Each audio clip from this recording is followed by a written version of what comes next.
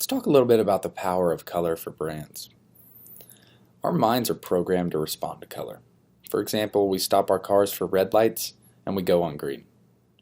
Now I want you to consider the effects of color in the image of a couple contemporary symbols. Think about it. These colors sort of make these symbols. If they were different colors, things just wouldn't quite make sense, and that's something interesting to ponder. Now, brands and color are inextricably linked because color offers an instantaneous method of conveying meaning and message without words. Color is the visual component people remember most about a brand, followed closely by shapes and symbols, and then numbers, and finally words.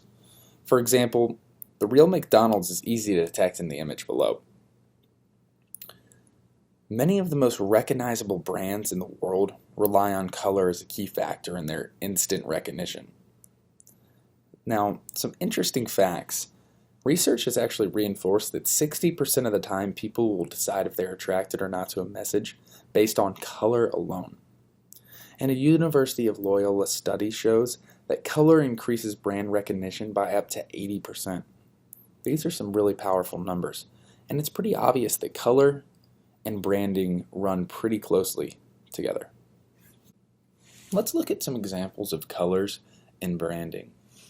And the first example I want to show you is FedEx. And FedEx has two different colors for their FedEx Express and their FedEx Ground.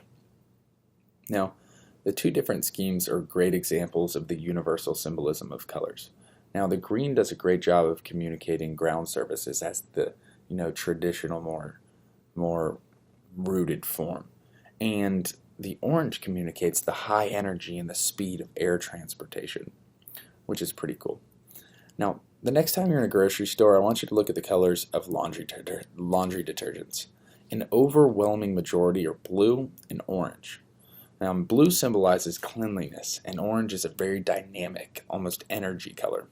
Therefore, a blue and orange package would clearly communicate industrial strength cleaning power.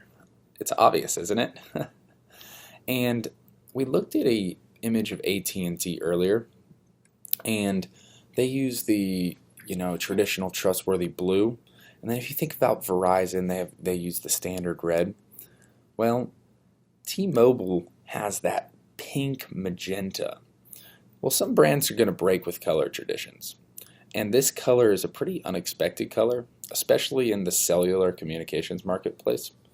Well, it can be risky, but it does succeed in creating a unique identity for the brand, and I think they do a pretty good job of it. Well, the worst thing you can do when deciding on a color for a brand is choose a bad color. And the example we looked at earlier with UPS is a great example of picking the right color, and I think the brown works very well. And brown isn't the most powerful color. And it's dependable like Mother Earth, but it really lacks energy. So in conclusion, if you're still questioning the power of color when it comes to branding, I just want you to look at this example. Pretty cool. Just gives you an idea of, switching the colors for Google and Yahoo. Kind of blows your mind a little bit, but also a very cool visual representation.